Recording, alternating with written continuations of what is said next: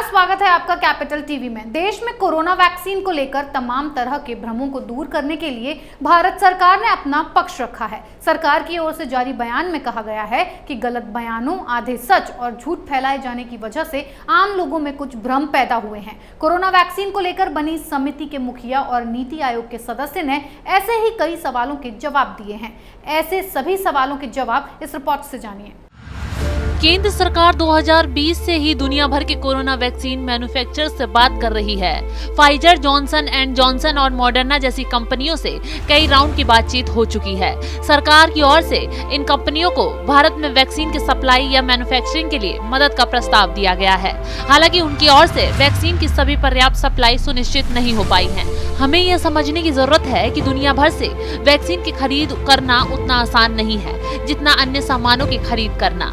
दुनिया में corona vaccine की सीमित सप्लाई है और कंपनियों की अपनी प्राथमिकताएं हैं। ज्यादातर कंपनियां अपने मूल देश को प्राथमिकता दे रही हैं। फाइजर ने भारत को वैक्सीन की सप्लाई पर सहमति जताई है। अब भारत सरकार और कंपनी आपस में इस पर बातचीत कर रहे हैं। सरकार के ही प्रयासों से स्पुतनिक वैक्सीन को अप्रूवल दिया गया है और रूस की ओर से इस टीके की 2 खेप भेजी गई हैं। इसी तरह से दुनिया भर की अन्य कंपनियों से भी भारत को सप्लाई बढ़ाने या फिर मैन्युफैक्चरिंग करने का आग्रह कर रहे हैं। भारत सरकार की ओर से यूएस FDA, EMA और जापान की संस्था PMDA की ओर से अप्रूव की गई दवाइयों की भारत में एंट्री के लिए तेजी से काम किया गया है। इसके अलावा नियमों में और संशोधन किए जा रहे हैं ताकि विदेशों में प्रभावी साबित हुई दवाई को ट्रायल की प्रक्रिया से राहत दी जा सके। फिलहाल ड्रग्स कंट्रोलर के पास किसी भी विदेशी वैक्सीन कंपनी का आवेदन मंजूरी के लिए लंबित नहीं है। बता दें कि कोरोना संकट की शुरुआत के बाद से ही भारत सरकार देश में ज्यादा से ज्यादा कंपनियों को वैक्सीन के उत्पादन के लिए प्रेरित करती रही है। फिलहाल भारत की एकमात्र वैक्सीन कोवैक्सीन है। इसके अलावा कोवैक्सीन के उत्पादन के लिए 3 अन्य कंपनियों को भी मंजूरी देने का फैसला लिया गया है। इससे कोवैक्सीन का उत्पादन करने वाले प्लांटों की संख्या 1 से बढ़ाकर 4 हो जाएगी। भारत बायोटेक की ओर से बीते साल अक्टूबर तक हर महीने 1 करोड़ टीकों का उत्पादन किया जा रहा था, जिनकी संख्या अब बढ़कर 10 करोड़ प्रति माह तक पहुंच गई है।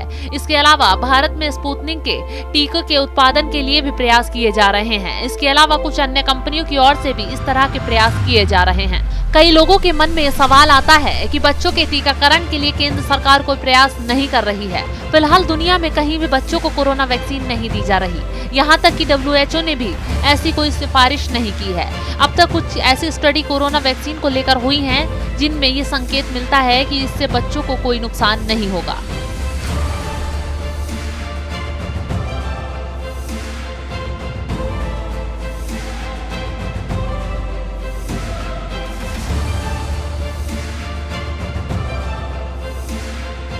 बच्चों के लिए कोरोना वैक्सीन का ट्रायल जल्द ही शुरू होने वाला है, लेकिन ये ध्यान में रखने की बात है कि व्हाट्सएप ग्रुप्स पर पैनिक वाले संदेशों के जरिए बच्चों को टीका लगाने को लेकर विचार न किया जाए। ये फैसला पूरी तरह से ट्रायल्स और वैज्ञानिकों की सलाह के आधार पर ही लिया जाएगा।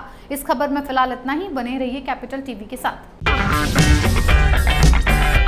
अगर आपको हमारा वीडियो पसंद आया हो तो इसे लाइक करें, हमारे चैनल को सब्सक्राइब करें और हाँ, बेल आइकन दबाना ना भूलें ताकि आप तक हमारे वीडियो की नोटिफिकेशन पहुंचती रहे।